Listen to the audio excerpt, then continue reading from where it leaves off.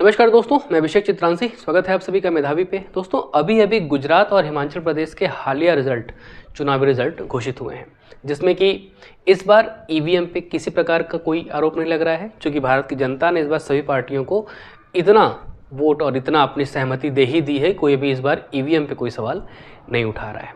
मेरा कहने का सेंस ये है कि हिमाचल प्रदेश में कांग्रेस को सत्ता मिल रही है, गुजरात ने अपना किला फतह नहीं करने दिया किसी को, और अपने यहाँ अपने पार्टी को फिर से रूलिंग पार्टी के रूप में स्थापित करने जा रही है, यानी कि अपना सरकार फॉर्म करने जा रही है। सरकार फॉर्मुलेशन उसका बिल्कुल तय है। लेकिन गुजरात के चुनाव में आम आदमी पार्टी ने 5 सीटें जीतकर यह स्टेटमेंट दे दिया कि हम किला फतह करने में तो सक्षम नहीं हो पाए, लेकिन हमने किले में सेंध जरूर लगा दी है, और यह सेंध आगे चल के किला फतह करने में बहुत आवश्यक या बहुत ही ज़रूरी सिद्ध होगा। अलग अलग पार्टियों के अलग अलग बयान हैं। तो इस बार चुनावों ने सभी को कुछ न कुछ दे रखा है, सभी पार्टियां खुश हैं। ईवीएम इस बार ज़्यादा खुश होगा कि चलो भाई, इस बार हमारे ऊपर कोई आरोप नहीं लग रहा है। हालिया रिजल्ट में जो रिजल्ट है आपको पता है। लेकिन इसके साथ ही एक और घटना घटित हुई, जिसमें कि गुजरात के विधानसभा इलेक्शंस में आम आदमी पार्टी ने 5 सीटों पर अपनी दावेदारी दर्ज की, जिसमें कि उसने जीत दर्ज कर ली।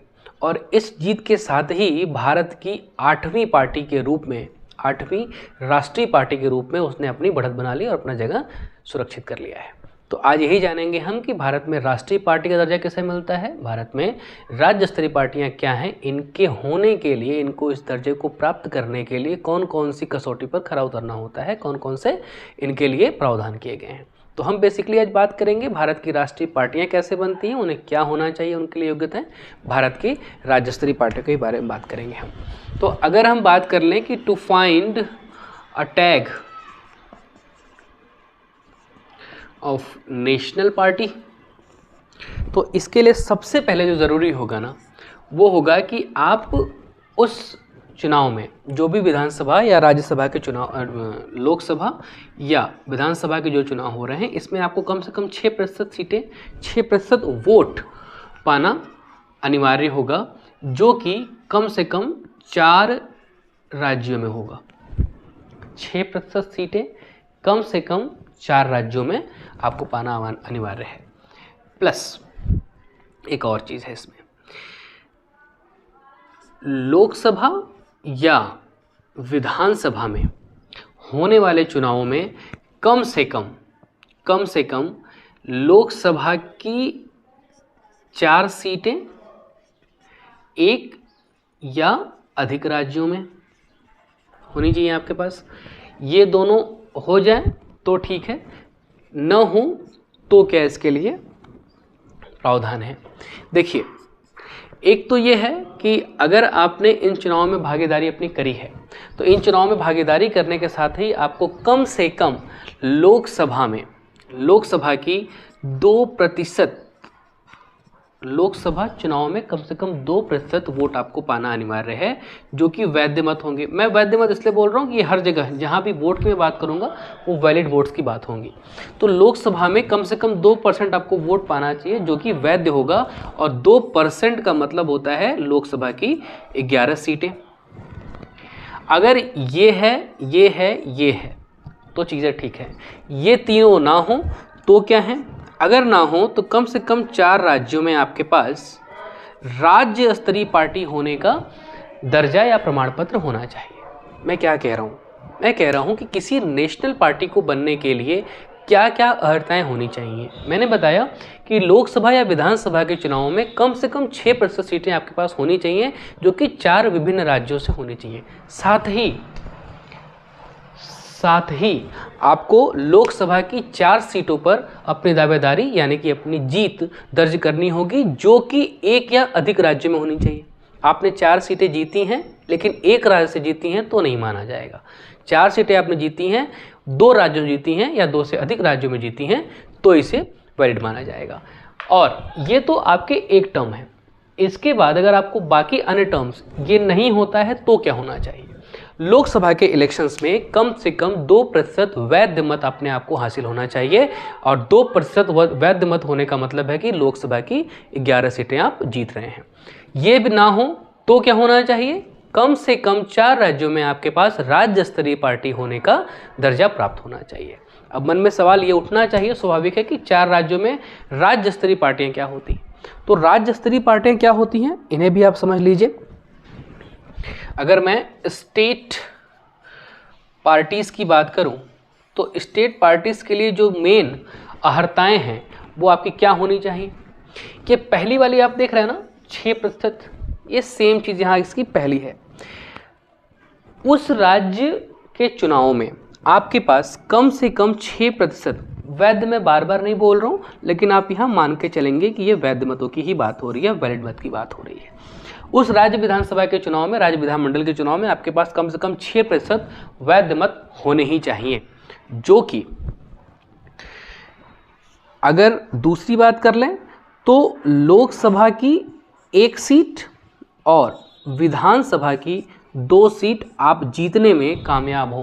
किसी राज्य स्तरीय पार्टी के लिए आवश्यक क्या है कि वह उस राज्य में होने वाले चुनाव में कम से कम 6% वोट अपनी पार्टी के पक्ष में हासिल कर ले। ये ना हो तो क्या हो, लोकसभा की कम से कम 1 सीट तो जीत ही ले, और 1 सीट जीते साथ ही साथ विधानसभा की या विधानमंडल की कम से कम 2 सीटों पर अपनी दावेदारी प्रस्तुत करे, जिसमें कि वो जीत भी दर्ज कर ले। ये ना हो तो क्या है, उस राज्य में होने वाले लोकसभा चुनावों में प्रत्येक 25 सीटों में से 1 सीट जीतना अनिवार्य है।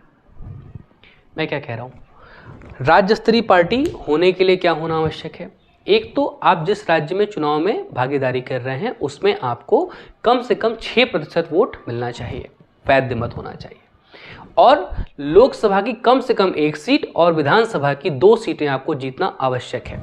तीसरी शर्त क्या है, ये न होने पर है तीसरी शर्त, ये ना हो तो क्या हो, कम से कम लोकसभा की जो चुनाव होंगे उसमें उस राज्य में हर, यानी कि जितनी 545 सीट्स हैं लोकसभा में, तो लोकसभा के प्रति 25 सीट पर आपको 1 सीट पर अपनी दावेदारी दर्ज करनी है, यानी कि जीत दर्ज करनी है।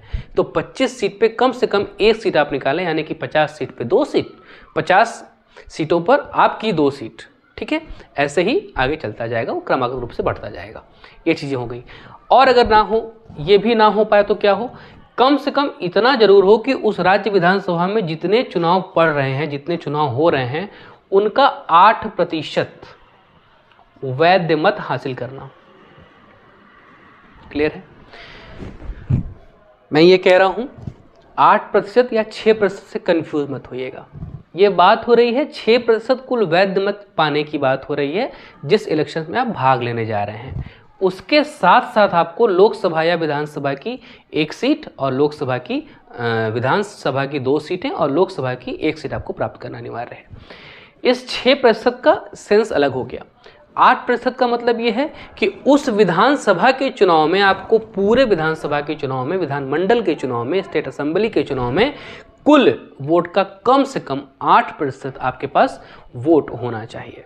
ये आपकी राज्य स्तरीय पार्टी के लिए अर्हताएं हैं, और आपने राष्ट्रीय स्तरीय पार्टी के लिए भी अर्हताएं जान ली। देखिए, चुनाव आयोग इन सभी के लिए क्षेत्रीय दल, राज्य स्तरीय दल या राष्ट्रीय दल की दर्जा की बात करता है। उन्हें एक चुनाव चिन्ह देता है जो कि उसी पार्टी विशेष के लिए होता है, जो कि पूरे देश में एक समान रूप से लागू किया जाएगा। अगर आज के डेट में जो झाड़ू का निशान है वो आम आदमी पार्टी को चुनाव आयोग ने सुपुर्द कर दिया है, यानी कि उन्हें आवंटित कर दिया है, और अब अगर आम आदमी पार्टी कहीं भी देश में चुनाव लड़ेगी तो झाड़ू उनका प्रतिनिधित्व करती है, यानी कि उनके चुनावी सिंबल का वो प्रतिनिधित्व करती है। देखिए, एक विचारक हैं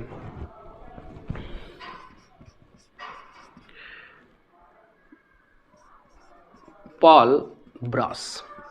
इन्होंने एक पुस्तक लिखी जिसमें इन्होंने लिखा, पुस्तक का जो नाम है वो है कास्ट सिस्टम एंड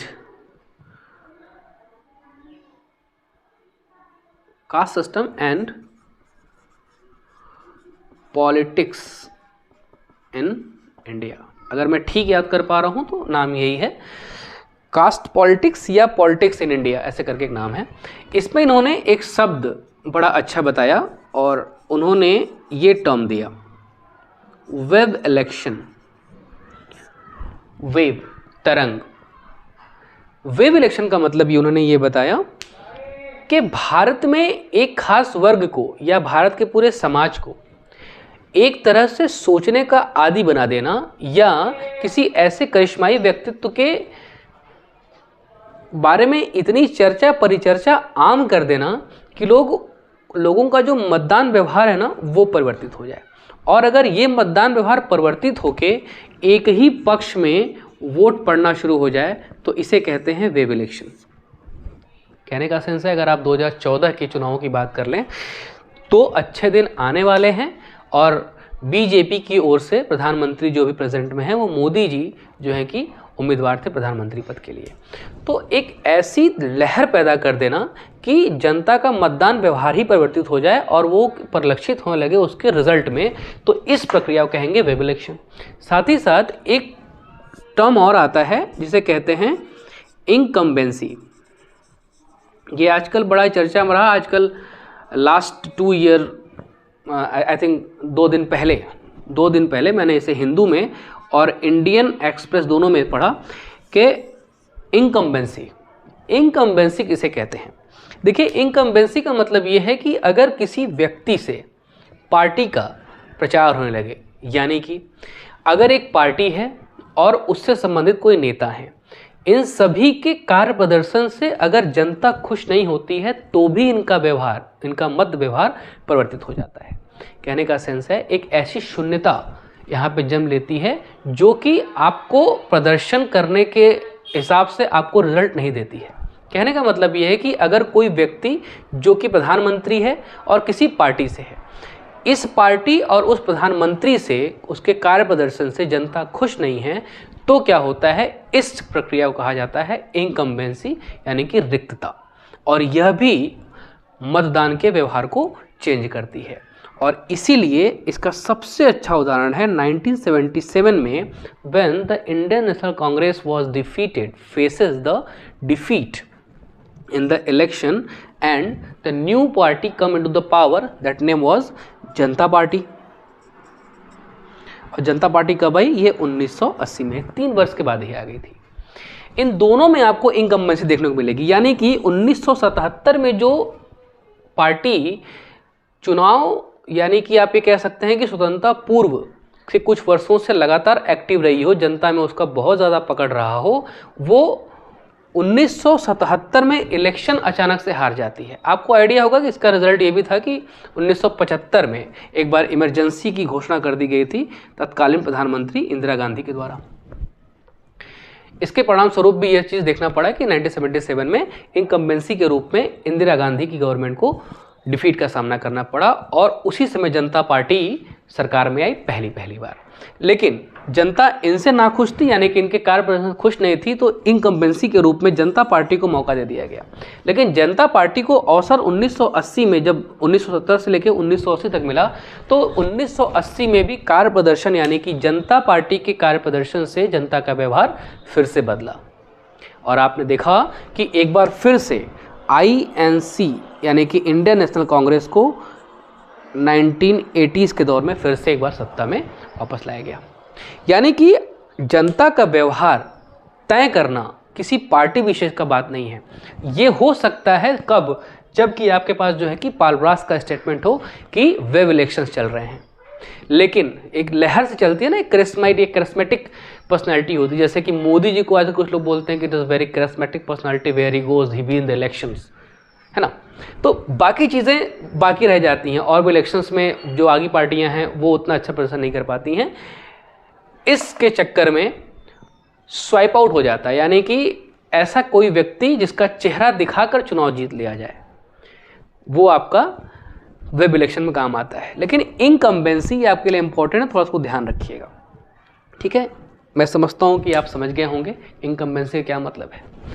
लेकिन आप ये भी ध्यान देंगे कि 1950 और 1960, यानी कि आप ये कह सकते हैं कि 1950 से लेकर 60 तक या 1950 टू 1970s तक की आप बात कर लें, तो इस समय तक ना एक पार्टी सिस्टम का बड़ा चर्चा था, यानी कि लोग फेस देख के ही चेहरा चुनाव तय कर लेते थे। और ये क्यों होता था? कि इसलिए होता था कि किसी व्यक्ति की पर्सनल, अगर व्यक्तिगत कोई संबंध है किसी पार्टी में, कोई व्यक्ति किसी व्यक्ति को पर्सनली लाइक कर रहा होता है, तो ऐसे में क्या होता है कि उसका चुनाव जो मतदान व्यवहार है ना, वो किसी के कहने से चेंज नहीं हो सकता। आपने सुना होगा कि बहुत पुराने भाजपाई हैं, बहुत पुराने कांग्रेसी हैं, बहुत पुराने कम्युनिस्ट के पार्टी के समर्थक रहे हैं, तो ऐसे लोगों का ना मतदान व्यवहार अचानक चेंज नहीं किया जा सकता। और ऐसे लोग जब वोट कर रहे होते हैं तो ये भी 1960 टू 1970 यानी कि 1950 20 सालों तक लगभग ये जो है कि बहुत तेजी में रहा। अब जो कि उसका ग्राफ घटा है, अब जो है कि चीज़ें अलग अलग तरीके से आ रही हैं। पॉल ब्रास का कथन जो इस मामले में था वो भी आपने देख लिया। एक और चीज़ है, आपने मोस्ट ऑफ द टाइम ऐसा देखा होगा कि चुनावों में चुनाव प्रचार के लिए ना स्टार प्रचारक रखे जाते हैं। जो स्टार प्रचारक होते हैं वो क्या होते हैं? बेसिकली सो कॉल्ड स्टार होते हैं। स्टार इन द सेंस कि फिल्मी जगत से हों, खेल जगत से हों, या किसी अन्य जगत से हों जिनमें उन्होंने नाम कमा रखा हो, अपनी प्रसिद्धि कमा रखी हो, तो राजनीतिक पार्टियां इनके नाम का, इनके चेहरे का इस्तेमाल कर रही होती हैं अपने पक्ष में वोट लुभाने के लिए, डलवाने के लिए। ठीक है, तो स्टार प्रचारकों का मतलब ये है कि अभी आपने पढ़ा नेशनल पार्टी और आपने पढ़ा स्टेट पार्टी। तो स्टार प्रचारक जो नेशनल पार्टी के होंगे वो उनकी संख्या 40 अधिकतम हो सकती है, स्टेट पार्टीज में इनकी संख्या 20